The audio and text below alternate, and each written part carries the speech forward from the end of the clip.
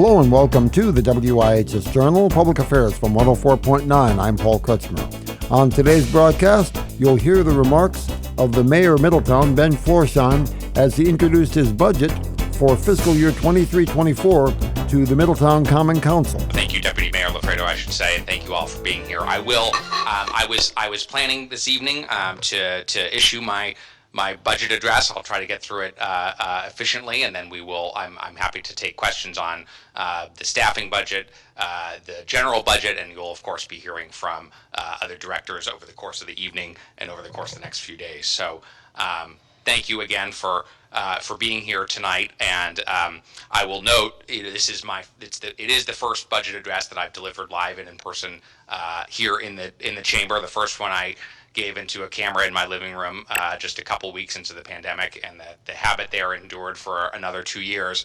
But I just want to say it's good to be here. I did want to return to this tradition, and again, I'm appreciative of the opportunity. So I will say thank you to the council members for the collaboration that we've had over those last couple of years. And I will present just a little overview of what we have put together for the city budget this year, with the caveat that this is an unfinished document. We are looking forward to working with the council over the next month or so. We have a state budget that has yet to be finalized, but we are, I think, entering the process, what has been a challenging process, in a strong position. So without further ado, to my fellow Middletown residents and to the members of the Middletown Common Council, when I took office as mayor, when we all took office together 4 years ago in November of 2019, the first item before us was the city budget, which would be due in just a few months after we took office. Little did we know at that time how much every aspect of our lives would be changed by the arrival of the COVID-19 pandemic, and in the handful of months that passed between our election in fall 2019, the adoption of our first budget in spring of 2020. I will note that this is, again, first budget I have presented here in person in the chamber.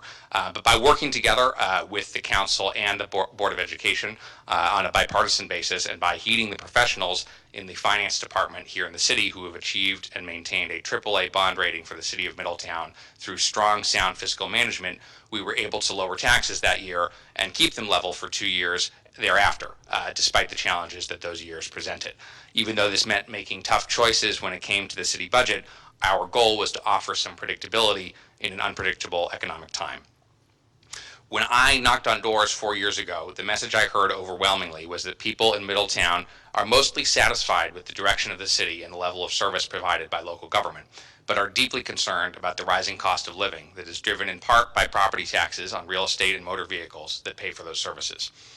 The approach that we have taken to the budget each year has been a direct result of that feedback. And thanks to strong fiscal management, a growing economy and tax base, increased aid from the state of Connecticut thanks to successful advocacy by our legislators, and that same spirit of collaboration between the council, the Board of Education, and the taxpayers, I believe that we have been successful in delivering stable, forward-looking budgets every year. In crafting this year's budget, our biggest challenge was absorbing the impact of the mandatory property revaluation that took place last year. Cities and towns are required under state law to assess the value of all residential and commercial property every 10 years by conducting an in-depth market analysis and by visiting each and every property in the city to conduct a visual inspection of any changes that affect the value. An update to the market analysis is required every 5 years. In other words, the last time property valuations were updated was in 2017, and the last time a comprehensive revaluation took place was in 2012. This contrasts with motor vehicles, which tend not to appreciate in value, and whose taxable valuation is updated each year based on data from the National Automobile Dealers Association. While the budgets of the last few years therefore factored in the recent spike in motor vehicle values, homes and commercial properties that last faced a comprehensive revaluation in the aftermath of the Great Recession were updated in the wake of a massive surge in home values that took place in the span of just a few years.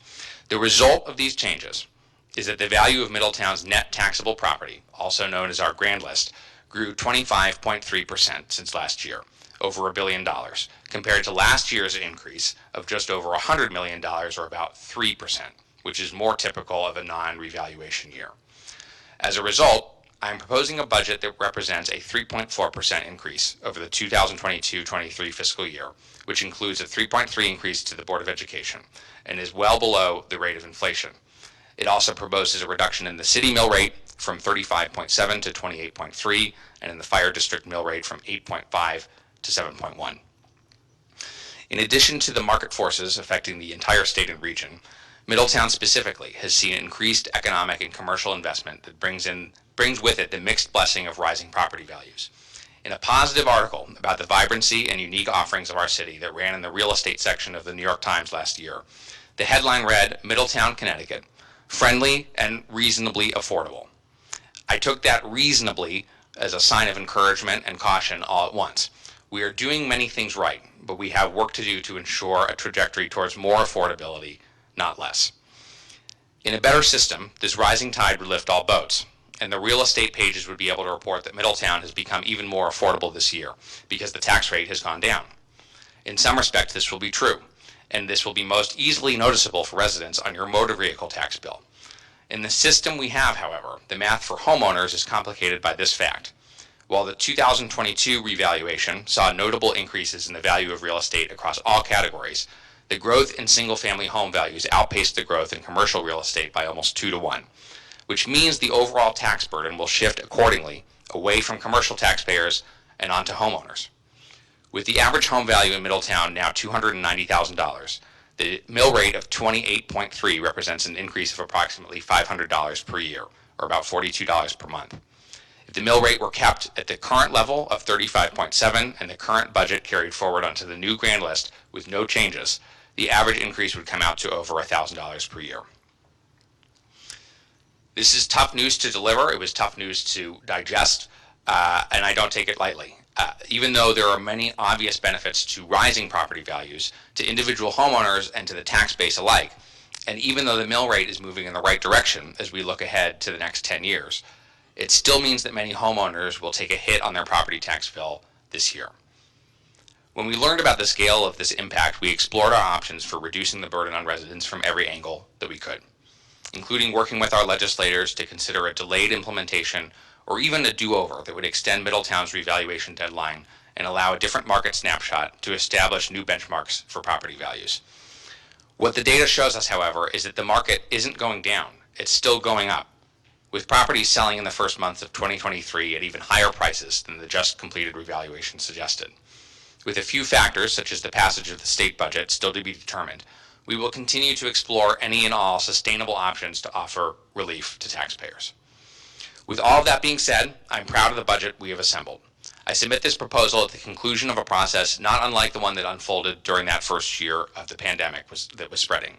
Uniquely challenging and marked by hard choices, but also thoughtful, collaborative, and driven by optimism about our city's future.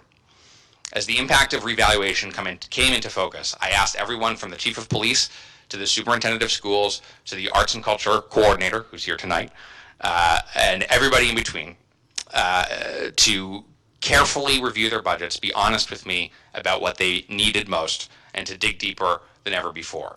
Not just for cuts, but for ways to build capacity in their departments while saving money at the same time.